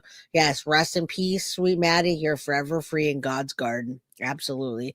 Ashley, thank you. I will share as soon as possible. Annette says true. All right, let's keep going, y'all. We have a little bit, we have some more to go. We're going to talk about lies and then damned lies. Thank you guys for being here. So that Chris said that he has known Sebastian for half of that boy's life. As we know, Sebastian is 15 years old, which means he's known Sebastian for somewhere between 7 and 8 years. And that means that he has known Katie since at least 2017, if not earlier. And if it turned out that he had been dating Katie before he even filed for divorce from Nina, that could pretty considerably complicate his reputation and also get in the way of this custody case ongoing in New Mexico. Of course, Chris has insisted in multiple interviews that changing the primary custody of Sebastian has nothing to do with him attempting to relocate Faith, but others have not been so sure about that. Several questions were asked across multiple interviews about the timing of Sebastian going to move in with his father, which was supposed to be after this school year, and the timing of when Faith would hopefully be moving in, which what Chris wanted, according to from what I've seen from court documents, and from Nina's statement, Chris was hoping to get Faith by the summer. And while I definitely have some further thoughts on this part of the whole situation, I still have some digging to do before I present this story in full. And that's partially because Chris actually did give concrete answers to some things. But the question there is, can Chris Proudfoot be trusted to tell the truth? All right. Lies and damn lies. Let's get into it. You guys ready? Buckle up, y'all. If the question is, can you trust Chris Proudfoot, then the answer is a resounding no. And I say that because, and I will admit that I buried the lead here, Chris Proudfoot didn't even tell the truth about whether or not he'd taken a lie detector test. On a full 3 occasions during the March 17th interview, Chris said or implied that he had taken and passed a polygraph. Now, of course, polygraphs are not admissible in court. They are more for investigative purposes, for ruling suspects in and out, and even then they shouldn't be used in isolation. But the important part here is he said 3 times that he took one. About an hour and 45 minutes into the conversation with Duchess on March 17th, he said, while talking about the situation with his ex, people have asked about interrogations and polygraphs. All this stuff has been done. And then Duchess clarified and asked if both Katie and Chris had taken polygraphs. And Chris responded, the results are passed. Just minutes later, Crystal asked him to clarify once again that they had both taken and passed polygraphs. And Chris replied, yes. And then almost 10 minutes later, the question was asked yet again. And suddenly Chris had a much more nebulous, very defensive, and much longer answer to the question at hand. He said, well, hold on. Somebody asked the question, was a polygraph taken and has it been passed? Yes. I didn't specify who or when, but I can tell you everything has been vetted completely. Polygraphs have come back as passed. Thing is, he actually did specify who had taken a polygraph twice. And in the case of when Crystal asked it, pretty definitively. She asked, have you both? He said, yes. He probably should have stopped there, but he didn't, adding, so I'm... All right, so usually you guys can go in my description. It's LORE, Lore Lodge. If you go into my description of the video, I've got the reference video there. You should definitely go back and watch it. It's a 3-hour video. I didn't do the full 3 hours. I'm just talking about why do the parents keep lying. And then we're talking about the inconsistencies. And at the beginning, I talked about Katie selling the house, getting ready to pack it up. So that's what you missed there. If you go back to Lore Lodge, you can watch all 3 hours.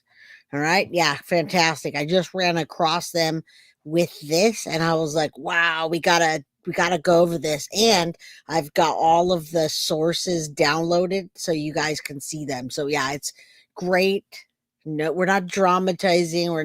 We're just saying factual things. We're taking videos, or he's taking videos and comparing them, and what we've seen, he's just putting that together in one spot for us. Confused as in why they're all wondering if myself, my wife, and the biological father took one, when a law enforcement agency has come out and told everybody, even in the TBI news link, if you guys hadn't read that, please go out and read that. That's got a lot of great information in it, especially it's probably the most up-to-date information. But they will even tell you at this point in time, they have no reason to speculate foul play or anything on the parents. Everybody's been extremely cooperative of anything and everything they've asked of us. Now, the problem is that the TBI website that he referenced didn't say that. The most recent update to that website, as of the date of this interview, had been posted on March 17th. And while it did say that the family had remained cooperative, it absolutely did not say that they were cleared. I also think it's important to point out the difference between everybody's been extremely cooperative and the family has remained cooperative. Those have different connotations. But what the TBI report actually said in regards to, whether or not foul play was an issue was, at this stage in the investigation, there are few clues to indicate what happened to Sebastian or where he may be. There is not proof at this time that there is a criminal element involved in his disappearance.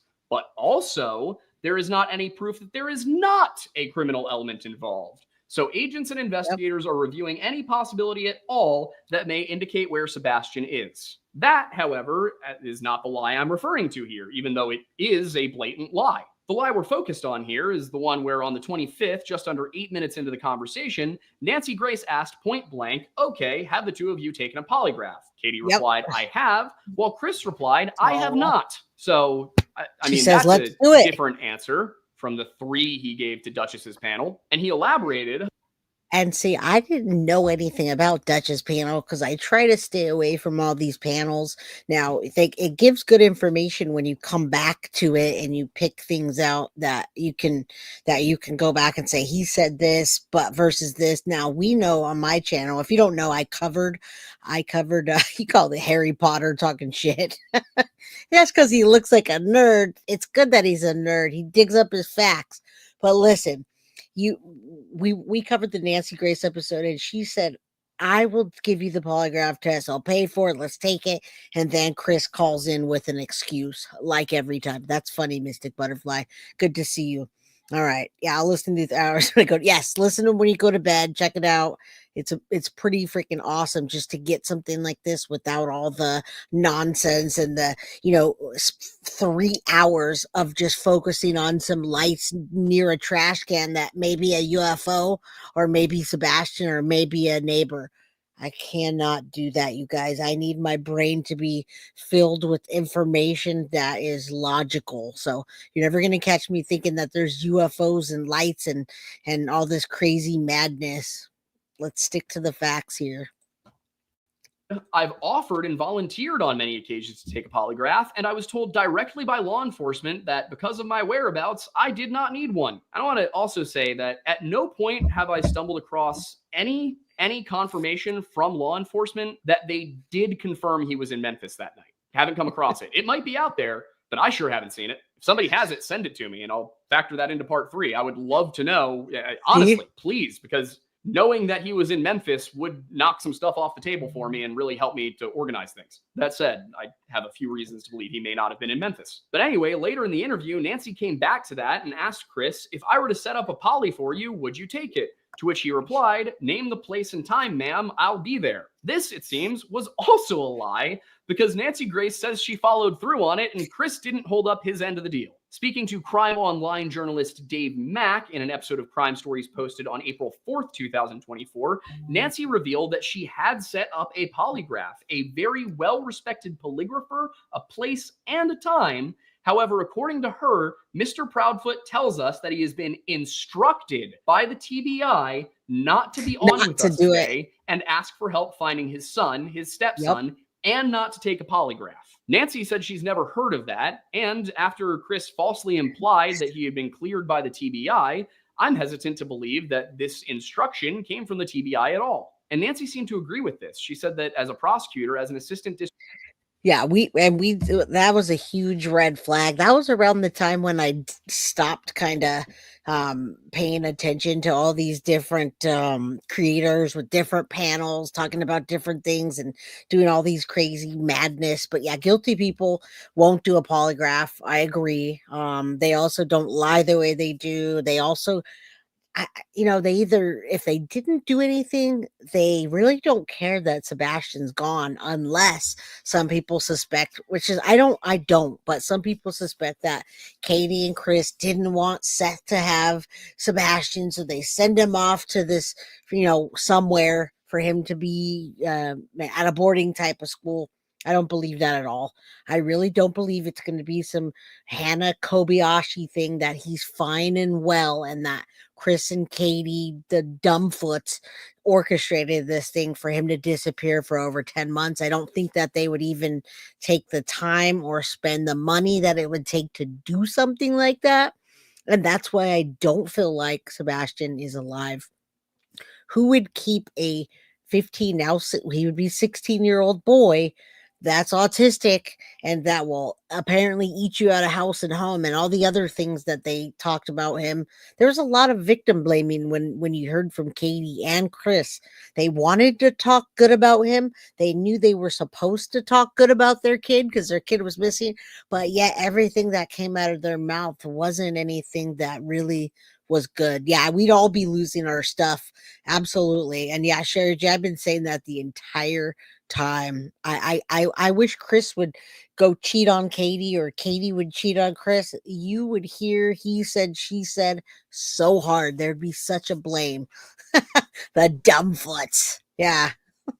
I'm glad I can make you guys laugh because, you know, that's the best thing for true crime is a little bit of laughter, guys. Yeah, she could have locked him out of the house and then something happened and she didn't want to take the blame. But I think there's something more nefarious than that. All right, let's keep going. District attorney, she loved it when people took polygraphs, whether they were lawyers, witnesses, targets, criminals, plaintiffs. No matter what their relation to the case happened to be, she loved it when they took polygraphs. And to me, this statement kind of implies that this is not the kind of advice that law enforcement would give. However, it is exactly the kind of advice that an attorney would give. Now, of course, in that interview with Duchess and her panel on the 17th, Chris also did say that he had not retained a lawyer. But why would he need to do so on record when he has Patty Garner, Esquire, as a family friend? And I want to be clear here, you know, while I said I have to verify some things about the Nina Gomez story, I have verified that Patty B. Garner was the attorney here. She did represent Chris Proudfoot in those hearings about Faith back in September and October of 2017. And Nancy wasn't done. You know, she went ahead and she asked Dave Mack, didn't Mr. Proudfoot, Chris Proudfoot, Sebastian Rogers' stepfather, didn't he tell us he would take a polygraph anywhere, anytime? Isn't that true? Dave confirmed, and Nancy added, he also told us, should I believe him or my lying ears, that he has never taken a polygraph before? Didn't he tell us that? Once again, Dave confirmed this to be the case, and Nancy then asked him, did he not tell another outlet that he had already taken a polygraph and passed it? You know, there's definitely a bit of showmanship here, but in this case, I think it's warranted and it's appropriate because it does a great job of illustrating how blatant this lie is. And, you know, from there, Nancy invited Dave Mack to explain for us. And Dave basically said everything I've already pointed out here. At which point, Nancy threw this over to Seth, who was actually also sitting in on the call. And she asked him, Seth, I don't understand that. Because he told me he would take a polygraph if I set it up. I set it up. I went through a lot of hoops to get it set it up. One convenient to him in the area where he says he's working. Then he wouldn't take it and blames the TBI. So now I find out he's told other outlets he's taken one and passed. Do you know the truth? Also, just really quickly, because I forgot to put it into the script, but it is relevant. I basically within 2 minutes in the Nancy Grace interview, he said that he and Katie had left because, oh, by the way, I forgot to mention this one as well. Sometime between that March 18th interview with Olivia and that March 25th interview with Nancy Grace, they left Hendersonville in an RV to go to Memphis. And again, this is the kind of thing where it was inconsistent because in interviews, they told, I think it had actually left by the 20th. In the Nancy Grace interview, they said that they had left so that Chris could go back to work. But in that same interview, when Nancy Grace asked Chris where he was working, he said that it was up in the air. So the question is, was Chris employed by the construction company working at St. Jude in Memphis, Tennessee on the 25th of March, 2024? Or was he not? Because from what he tells Nancy Grace, it's Schrodinger's job. But back to the polygraph, Seth, when asked if he knew the truth about whether or not polygraphs had been taken, said that he did not know. And then he contradicted Chris's claims again by telling Nancy that he also hadn't taken a polygraph when Chris said that he had. And remember, on that panel with Duchess just a week before this, Yeah, these people are freaking exhausting. And I wonder at what point did they say to themselves, man, I need to stop talking.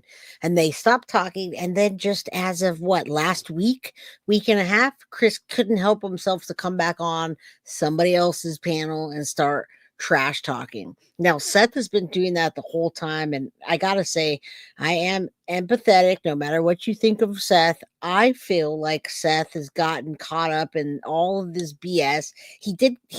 I'm not saying he's an angel.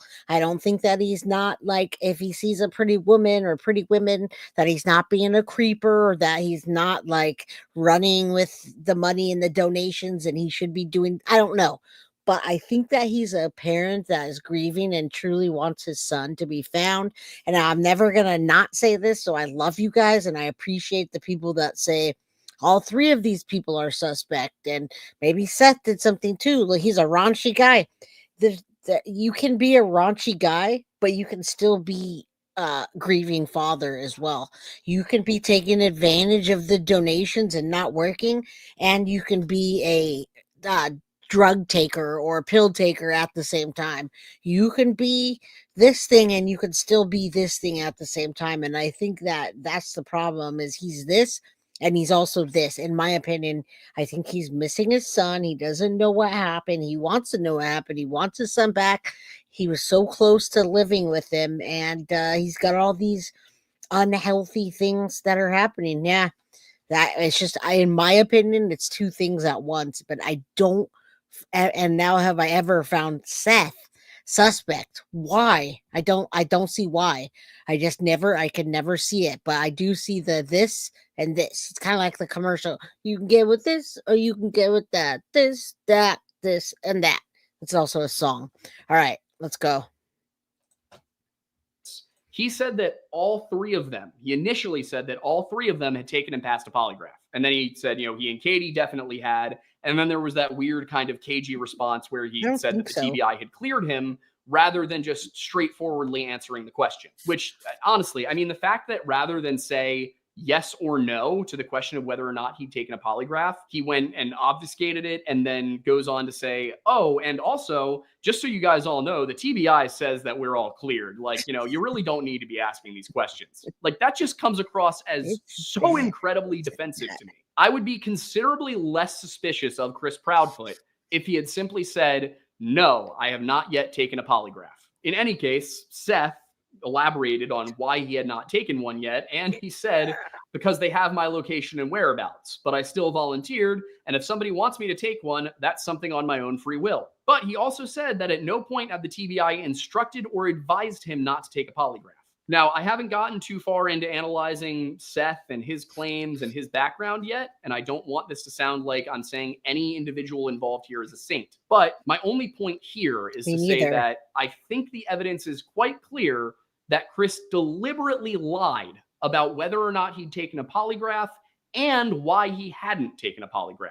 But Nancy wasn't done here either, quickly moving along to another hot topic of conversation that, to be honest, I had to save for this part of the video for narrative and structural purposes. But that was the admission by Chris Proudfoot that he had hit Sebastian with a belt. Now, you may be asking why it is that an admission qualifies as a lie. And the answer is that even when Chris Proudfoot's telling the truth, he's lying. To give you some background here, to explain my point of view, in their March 25th appearance, Nancy had asked, I want to find out about Mr. Proudfoot hitting Sebastian with a belt. What happened? Katie initially tried to answer this question, saying that was actually several years ago, before being cut off by Nancy, who insisted that Chris answer it. Chris, after saying that he thought the question was addressed to his wife for some reason, considering she said Mr. Proudfoot, said Sebastian had gotten in trouble. He got caught lying. And I asked him, I said, hey, you've got to have a punishment for this. He says, yes, sir. And I said, okay. So I gave him a swat with a belt on his buttocks on the outside of his clothes. One swat. Nancy had asked him if this was the first time that he had ever hit Sebastian with a belt. And Chris responded, yes, ma'am, the one and only time. Now you can...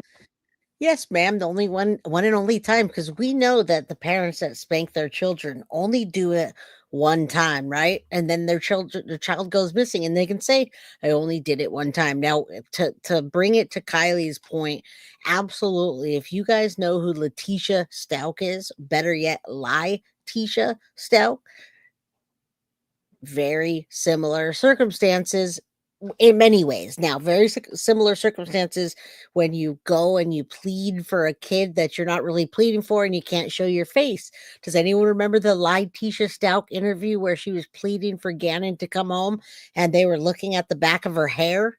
Kind of like the Hands interview. And Letitia Stout tried to buy polygraph results. So this reminds me, that's an echo of this. I didn't realize that Chris had already stated that he took the polygraph and they took the polygraph and he took the polygraph 3 times. And then on Nancy Grace says, I'll take the polygraph, but he never took the polygraph. All right. Didn't remember that. Didn't know that. I hadn't dug into it. I started a little later on this case. Yeah, it's just a lot of BS and I can't understand why, unless they have something to hide. And if I was to put an interview of a real person that lost or missing their child or lost their child that really didn't do anything, it doesn't echo these people. Now, we've given you 101 reasons why today and still going. I think we got a little bit more to talk about the lies. All right, let's keep going.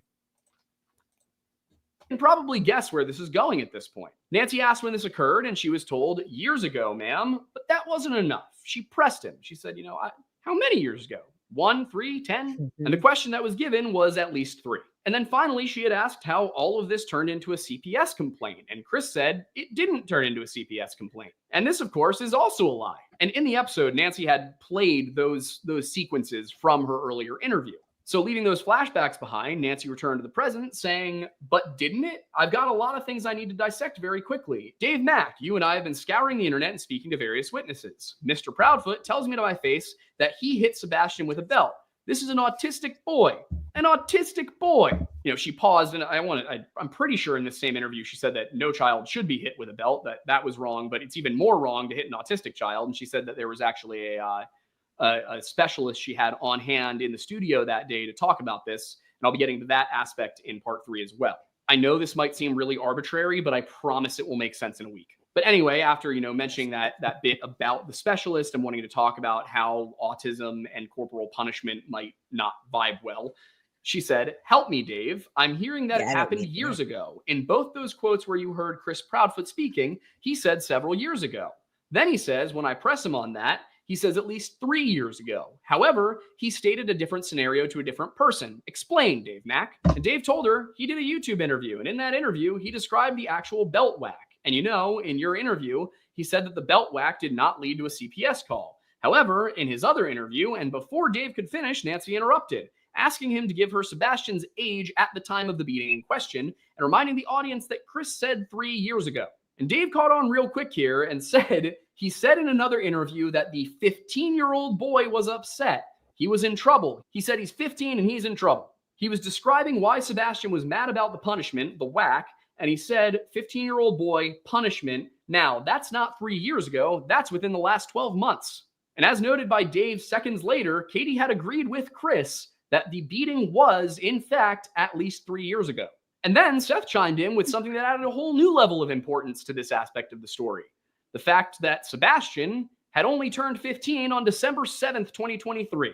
And considering that in the March 25th interview, Chris had told Nancy Grace that he had not been home since the first weekend of February, that means that this belt whacking incident happened sometime between December 7th and the end of January. You see, Dave Mack had drilled down and came to the exact same conclusion that I did. Chris Proudfoot told 2 distinctly different stories about beating Sebastian with a belt and lied about how many times CPS was involved. As Dave said, Chris told Nancy that he had hit Sebastian with a belt exactly once 3 years ago and that there was no CPS called. However, speaking to Smiley Stories World, Chris had said that after the incident which occurred when Sebastian was 15, a CPS agent had come to their door while they were sitting down for dinner that night. And after listening to the story he told there, I tried to write out a summary format of it, but I feel like I just need to read. Now, if this isn't a deep dive, you guys, I don't know what is. And yeah, it's very interesting. I wanted to get into this because you can't dispute this. You can't dispute it, especially when you can go down and look at each source and see what happened. If you haven't followed the case, I haven't followed the case the whole time because of all the different drama. And I can't. Now, again, I have this document that has all the sources. These sources are all verified. But if I were to try to explain to you what was going on with this case today based on me watching all the channels that are constantly streaming Sebastian stuff, even though nothing new has happened, or even people are blaming Chris. Seth is a piece of whatever. He does this. He touches girls, or he flirts with girls, or he's messing with girls, or he's taking pills, or he's using the money untoward. If I were to follow that, I wouldn't be able to give you a good breakdown like this. I wouldn't even know where to begin, because now I see that there's a team green, and I don't even know what the teams are. But what is that? Isn't everybody supposed to be Team Sebastian? If you guys know anything about that in chat, let me know what the deal is with that. There's sides being taken, and I don't know why. I know there's one side that Jay for Justice and her minions are working on, and then there's another side that Betty and Brittany J. I don't even know, but what is that? If anybody knows, and if you guys do, then you're following some of that, and I understand because you want to know about the case. Talking facts, not UFOs. All right, hit the like button, you guys. Subscribe if you haven't. I'm going to try to give some memberships. If I can't, I'm going to have to catch it on the next episode. Let's keep going. We got a little bit more. Like I said, it's a 3-hour interview. I'd have to break this up. All right. Read you what he said and go piece by piece. Sebastian went to school one day because we were at the house. He got in trouble. He didn't have a belt on. I was like, where's your belt? And got it, and whack, kind of got him. And while Chris does not elaborate here on why Sebastian was in trouble, the comment that Sebastian didn't have a belt on would suggest that he was in trouble because he didn't have a belt on. To be honest, after everything I've read so far about Chris, it would not surprise me if that's all it took. But Chris continued. So he goes to school. He tells the teacher, and they're mandatory reporters. So the teacher reports it that afternoon. CPS shows up to the house while we're actually sitting down to eat dinner. Now, for this part, the important thing to remember is that Chris told Nancy he only hit Sebastian with a belt once 3 years ago. And I know I am repeating myself a lot, but it's because of how important this aspect is. Chris told Nancy he hit Sebastian with a belt once 3 years ago, no CPS, right? But referring to this time, he says, now mind you, 15-year-old child, he's not real happy because he's in trouble, so he's being punished. So he shows, he makes the report, they come to the house, and the lady who comes to the house is the same lady we've had. She's had a case before. So not only did Chris lie about having used a belt, having admitted to using the belt on both occasions, but he also lied about how many times a CPS agent was called. And he said now the case that was before was something that didn't even happen. And it's like 3 stories that was shoved into one. When they finally got it debunked, they were like, oh, he got it so mixed up in telling one story. It mixed into all 3 and it caused a commotion. The fact that there was no effort made to clarify what the stories were, explain what the truth was, just, no, it didn't actually happen, and you should believe me, does not make me want to believe him. When I think about what Chris has said, the fact that he said that the time before, when Sebastian was 12, he hit him with a belt exactly once, and as we now know, that was a lie. And the fact that he now says that there were 3 stories shoved into one the previous time makes me think that, in reality, the previous time wasn't just the one time he hit him with a belt. It was probably 3 separate times. And again, using his own words here. But he continues, well, they canceled that out. So the one on me, she shows up, and I say, hey, how you doing? It's her again.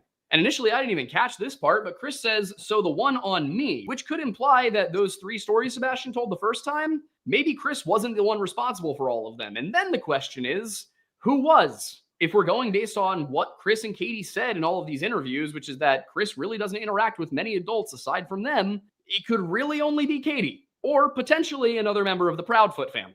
But he says, she's like, oh, hey, I'm already don't. She's like, don't tell me anything, but I'm going to tell you what I know happened. And I said, okay. She goes, boom, boom, boom. She told me exactly what happened. I said, yes, ma'am. She goes, oh my God. I say, yes, ma'am. It may be because I was writing this segment at 5 a.m., but none of that makes any sense and just sounds like nonsense he was coming up with on the spot so that he didn't have to explain what actually went down. And on that, I'm going to say it is nonsense. And this is insane. This whole thing just makes me believe that Chris and Katie don't want to find Sebastian. They're not looking for Sebastian. They know where he is. if he's somewhere or if they did something, if he made it home. Again, I'm still gonna, they still have that time frame where you gotta question if he made it home. But yeah, I've had enough of the these are all statements taken from interviews. Like I said before, everything has been sourced and it sounds ridiculous and redundant, but it's what these people are saying and what they're doing. Yeah, so many red flags. Hit him 9:43 a.m. It's just oddly too it's too specific. Where do they put him? That's what I'm wondering. Did they use the van? Did they use Chris's truck? Why didn't they want us to know about the van or the truck? And thank you, Lore Lodge. Again, you guys go over and watch that with him. I can't listen to any more of what they said. So we did get through. If you're going to watch this, we got through a strange demeanor and all the way to lies and damn lies. All right. And we're here longer than I thought we'd be, which is an hour and 44 minutes.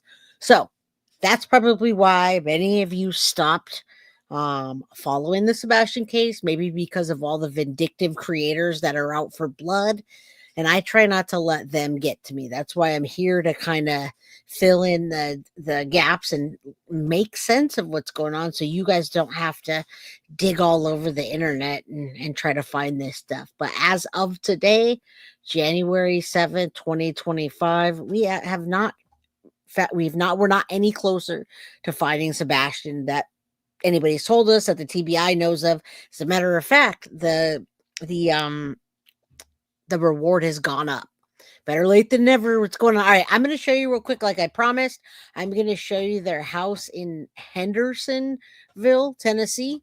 So take a look at it. You might be seeing this more and more if their house is in fact up for sale. All right, so let's look at this together. Take a look at the house. I'm going to bring myself down here so you guys can see it a little bit better. This is in fact the house that they live in. It's pretty big, pretty nice. Let's see if I can. All right, so I do not see a for sale sign here or anything like that. I don't even see that it's for sales. It says it's closed. The last time it sold was on 9/16/22. 3-bedroom, 4-bathroom. That's a lot of square feet, you guys. 3,400 square feet almost. All right. My house is 1,800 square feet, and that seems like a lot. So this is a fairly big house, and you're welcome, Avis. Absolutely welcome. I know you guys, and yeah, thanks to the mods. All right, so we may be seeing this come to a sale soon. Again, I want to show you. At the very beginning, I said they're getting ready to get it up for sale. So let's take a look. All right, so they bought it for that amount, $641. I'm assuming the 9/16/22 was when they bought the house, and it's already up, of course, because this market is shite. I have a feeling that the truth is going to come out soon about them putting it up for sale. They said it's ready to go up, and if you look at these pictures, I'm not sure if this is in the staging point, and maybe they just put this up recently. You guys can tell me if you know more about it. So let me go through some of these pictures. Really big freaking house. Oh my God. All right. Outside. And you guys have probably seen that outside a million times, right? You guys have seen that outside because there's not many lights on the outside or cameras. But when you look at the cameras or you look at the light there in the driveway, that's where people saw Sebastian supposedly taking the trash out. Now, I don't know. Okay, it's before they bought it. Okay, yeah. Well, supposedly they're in the phases of staging it again. Again, it's not verified, and I'm looking it up so I can say, hey, look at that. It's for sale. It's not, in fact, for sale yet. All right. So look at this. Is a pretty freaking nice house. Now, 600,000 isn't that much for a house of that. Not in San Jose anyway, so that's not that much. It's a massive house, Amber. Absolutely. All right, massive house. All right, let's keep going through it. So you guys see how big it is and spacious, and you can see the dining room and you see the kitchen right through there. We'll take a look around the house. There's a little bit different view of the front door. Now, if he would have went out of the front door, That looks like there's the only door that maybe she was talking about was the front door. I'm sure there's a back door somewhere, but I don't think she ever said anything about the back door. Everything's pretty open, you guys. So if you're walking anywhere in the house, unless you're down the hallway, I suppose you could probably see or hear somebody. Although if you're across the house, now here's what she was saying. Katie said she was on the couch and she heard a thud coming from Sebastian's room. So I don't know in what relation, if it's this way or this way, and I can't read your guys' comments right now. So if you're in the living room, you could see in the kitchen, the dining room, and almost all areas of the house. Upstairs, that's what they were talking about there. You see the upstairs, you guys? The upstairs is, I'm assuming, where Katie said she was going to take the dogs. When she says put the dogs up, there you go. You see that doggy gate looking thing?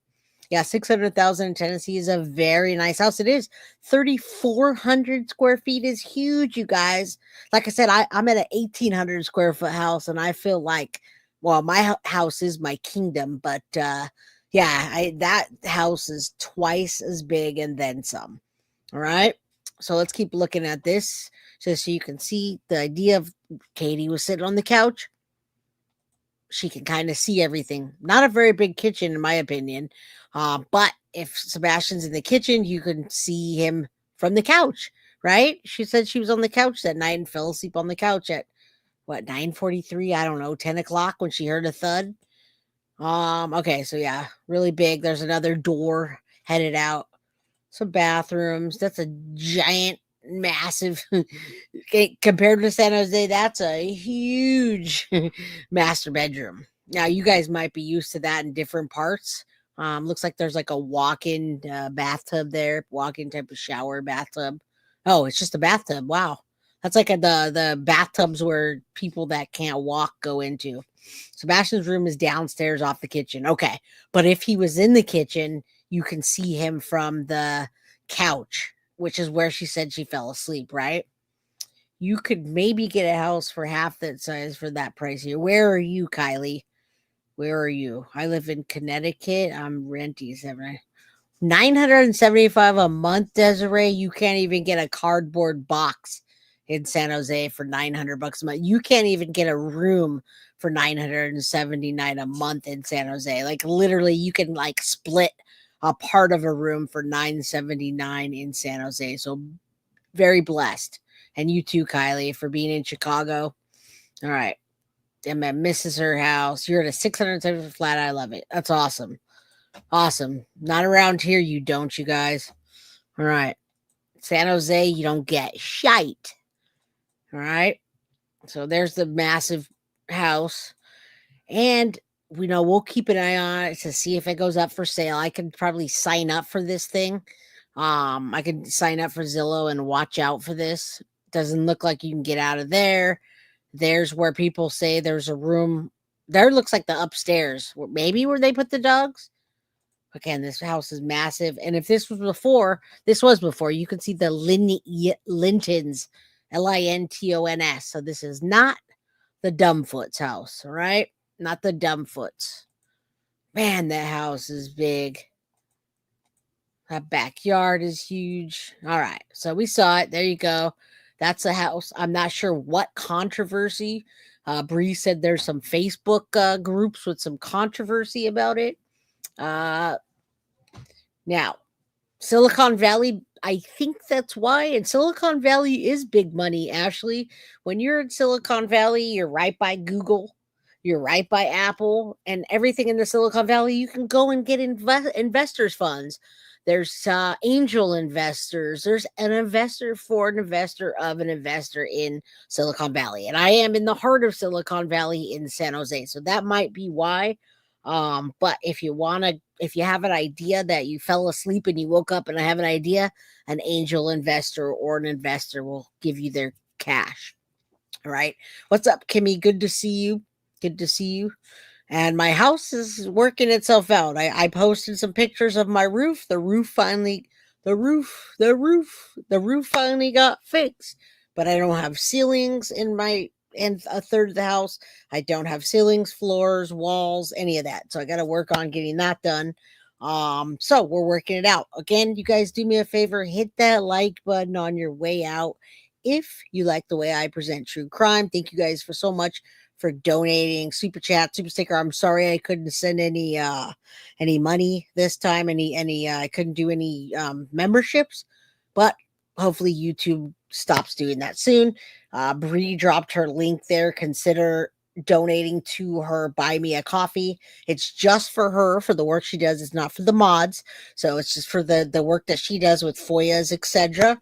Her link is there. It's a coffee and ex Gothic Brie. All right, you guys, I love you. I'm going to see you guys tomorrow at 4 p.m. I might start the Koberger case tomorrow. We'll see. We'll see if I feel up to tackling that tomorrow. Love you guys and have a wonderful night. Mwah. Take care. Guilty of crime. I want to thank you for watching. If you enjoyed my content, please share this video, like, and subscribe. You can also follow me over at Facebook, Instagram, TikTok, X, or Gmail. If you'd like to donate to my channel, you can use Cash App or Venmo or PayPal. Thank you very much in advance. Guilty of crime. Are you guilty of crime?